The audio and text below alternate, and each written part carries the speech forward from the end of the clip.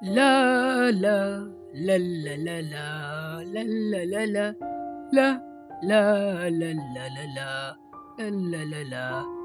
আরে বাবা, রাখো তো তোমার এসব লাল্লা লালা। তুমি আমার কথা শোনো। কতদিন হলো তুমি আমায় গল্প শোনাচ্ছ না।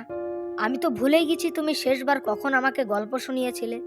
আজ তোমাকে একটা গল্প শোনাতেই হবে। দিলি তো মুডটা খারাপ করে। আমি কত ভালোভাবে গান গাচ্ছিলাম, কোথা থেকে তুই এসে মুডটা খারাপ করে দিলি। আচ্ছা, ঠিক আছে, এবার বল কিসের গল্প শুনবি। এই তো এবার তুমি লাইনে এসেছো। দাঁড়াও, বলছি কিসের গল্প শুনবো। আচ্ছা বাবা, তুমি তো আমাকে অনেক গল্পই শোনাও। তুমি তো কখনো ভূতের গল্প শোনাওনি আমায়। আজ না হয় তাহলে একটা ভূতের গল্প হয়ে যাক। ও আচ্ছা, তুই তাহলে ভূতের গল্প শুনতে চাস। আচ্ছা ঠিক আছে, বলছি, কিন্তু ভয় পেলে কিন্তু চলবে না। তুই আমার ছেলে বলে কথা, তুই ভয় পেলে কি চলবে? আচ্ছা ঠিক আছে, বলা শুরু করলাম আমি। এই গল্পটা তোর জন্মের 5 বছর আগের কথা। তখন আমরা শিমুলতলি গ্রামে থাকতাম। ঘটনাটা আমার এক পরিচিত বন্ধুর সাথে ঘটেছিল। তখন আমাদের গ্রামে বহু পুরনো একটা শ্মশান ছিল। বেশ কিছু মাস ধরেই এই শ্মশানের পাশ দিয়ে মানুষজন যাতায়াত করছে না। অনেকেই নাকি এখানে অশরীরী কিছু দেখতে পাচ্ছে। তবে আমি আর আমার বন্ধু অন্তু এসব কিছুই বিশ্বাস করি না। আমরা দুজন বিশ্বাস করি বা না করি, কিন্তু ভয় তো সবার মনেই থাকে। আমি আর আমার বন্ধু মিলে পরিকল্পনা করি, আজ রাতে আমরা এই শ্মশান ঘাটে ঘুরতে যাব। কথাটা উদ্ভট শোনালেও আমরা দুজন এরকমই। বুঝলি বন্ধু, আজ রাতে কিন্তু আমরা যাচ্ছি তাহলে ওই শ্মশান ঘাটে। না না, আমি ওখানে যাব না ভাই, আমার খুব ভয় হয়। আরে কিসের ভয় পাচ্ছিস তুই? আমি তো আছি নাকি রে? তুই আছিস বলেই তো যত ভয়, তোর যা সাহস। আরে তুই ভয় পাস না, ওখানে তেমন কিছুই নেই। ওসব গ্রামের লোকেদের কুকথা। তুই আমার সাথে চল, অনেক মজা হবে, বুঝলি? হ্যাঁ বুঝলাম, তুই এখন আমায় ছাড়া যাবি না ওখানে। আচ্ছা ঠিক আছে, আমিও যাব তোর সাথে ওখানে। আচ্ছা ঠিক আছে, তাহলে আজ সন্ধেবেলায় আমরা ওখানে যাচ্ছি। এরপর আমরা দুজন সেদিন সন্ধেবেলায় বাড়ি থেকে বেরিয়ে যাই সেই শ্মশানে যাওয়ার উদ্দেশ্যে। সন্ধ্যাবেলার কারণে আশেপাশের 2-3টে দোকানে লাইট জ্বলছিল।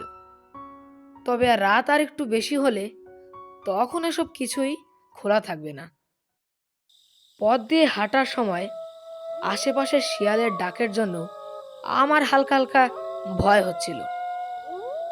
অনেকটা পথ হাঁটার পর আমি আর আমার বন্ধু সেই শ্মশানে পৌঁছে গেলাম। হ্যাঁ রে, এখানে তো তেমন কিছুই নেই। আমি ভাবলাম না জানি কত কিছু রয়েছে এখানে। আরে এইমাত্র তো আসলাম এখানে, এখনই কি কিছু দেখা যাবে?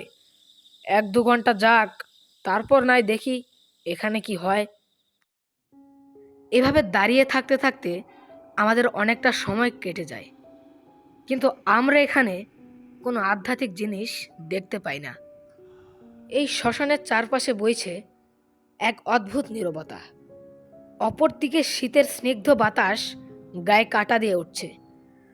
অনেকটা দূরে আমার চোখ পড়তে আমি দেখতে পাই কাঁধে গামছাওয়ালা একজন বৃদ্ধ লোক আমাদের দিকেই আসছে।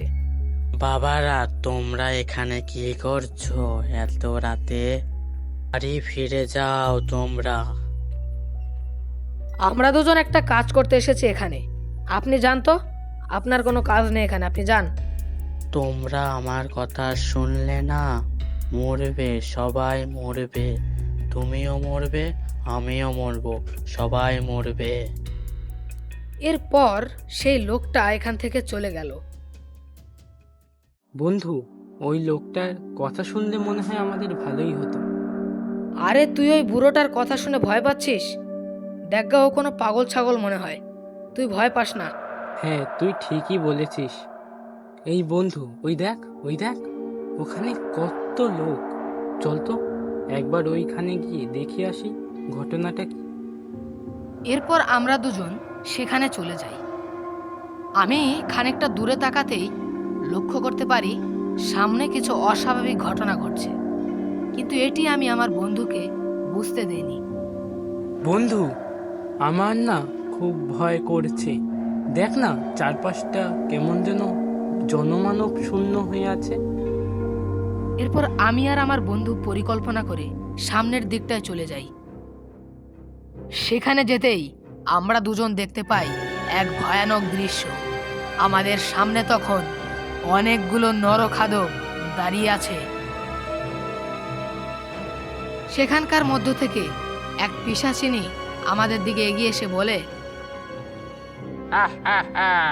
কিরে, আমি শুনলাম তোরা নাকি ভূত প্রেতে বিশ্বাস করিস না। দাঁড়া, আজ তোদেরকে আমি ভূত প্রেতে বিশ্বাস করিয়ে দেব। এরপর আমরা দুজন লক্ষ্য করে দেখতে পাই সেই শ্মশানের চিতায় আমাদের দুজনের মরদেহ পুড়ছে। এভাবে নিজেদের চোখের সামনে নিজেদের দেহ আগুনে জ্বলতে দেখে আমরা দুজনই সেদিন অজ্ঞান হয়ে যাই।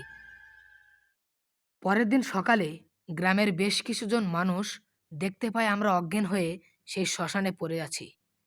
তারা দ্রুত আমাদের হসপিটালে ভর্তি করে। এরপর আমরা সুস্থ হই।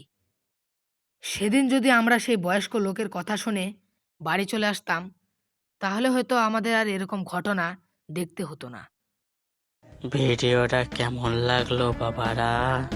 ভিডিওটা ভালো লাগলে লাইক সাবস্ক্রাইব করবেন। আবার অন্য কোনো ভিডিওতে দেখা হবে। Good bye.